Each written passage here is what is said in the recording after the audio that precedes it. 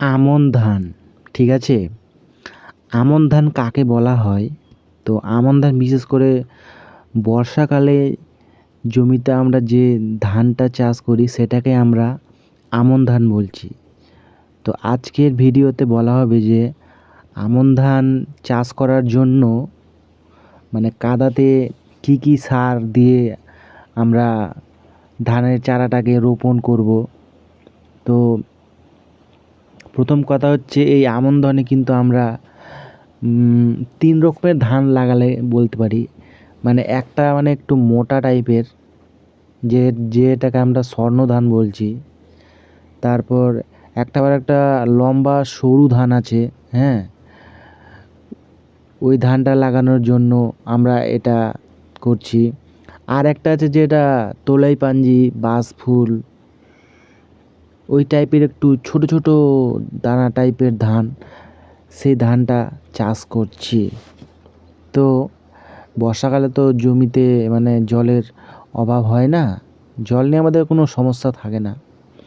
তো সমস্যাটা হচ্ছে আমরা মানে কাদাতে কোন ধানের জন্য কি পরিমাণ সার দেব সেটা ভেবে উঠতে পারি না। তো আজকে আমি ঠিকঠাক মাপের একটা কাদাতে সার দেওয়ার কথা বলবো। এটা মেনে চলুন, আপনাদের ফলন একটু ভালো হবেই। মোটা ধান বিশেষ করে স্বর্ণ ধানটাকেই বলা হয়।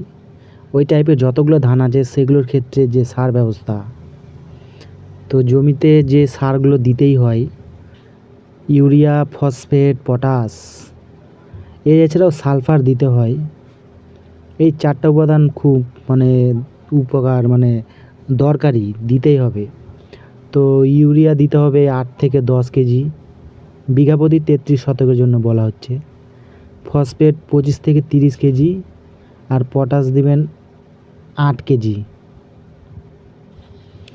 আর ফসফেট যে আমরা দিচ্ছি না সেটার মধ্যে একটু সালফার আছে বলে সালফারের প্রয়োজনটা ওখানেই মিটে যাচ্ছে।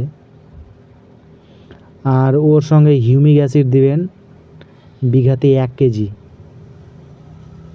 এই হলো মোটা ধানের ক্ষেত্রে। আর এই সার ব্যবস্থা দেওয়ার পর 5 দিন পর জিঙ্ক সালফেট বিঘা প্রতি 2 কেজি এটা দিতে হবে। আর ভুল করে জিঙ্ক সালফেট আর ফসফেট এই দুটো একসঙ্গে মিশিয়ে সার ছিটাতে যাবে না, কারণ ফসফেট আর জিঙ্ক এই দুটো বিক্রিয়া করে একটা পাথরের মতো শক্ত জিনিস তৈরি করে দেয়, যার ফলে সেটা মাটিতে মিশে ওই সারের কোনো কার্যকারিতা পাওয়া যায় না, কারণ সেটা বিক্রিয়া করে একটা অন্য যৌগে পরিণত হয়ে যায়। সেই জন্য জিঙ্ক সালফেট আর ফসফেট মিশিয়ে ছেটাবেন না। এবার বলছি সরু ধানের জন্য, বিশেষ করে যেগুলো একটু লম্বা সরু ধান সেগুলোর ক্ষেত্রে। তো ওগুলোর ক্ষেত্রে ইউরিয়া 8 কেজি আর এনপিকে 10-26-26 এটা দেবেন 10 কেজি।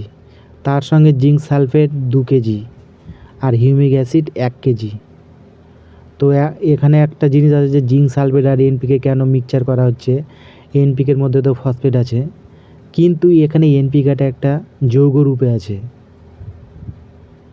নাইট্রোজেন, ফসফেট, পটাশ 3টে বিক্রিয়া করে যৌগ হিসেবে আনছে বলে এটাতে জিঙ্ক সালফেট কোনো বিক্রিয়া করে না, এখানে আপনারা মিশিয়ে ব্যবহার করতে পারেন। তো এই গেল কাদাতে সার ব্যবস্থাপনা। এইভাবে চাষ করলে ধানের ফলন বৃদ্ধি পায়। তো আজকের মতো এখানেই।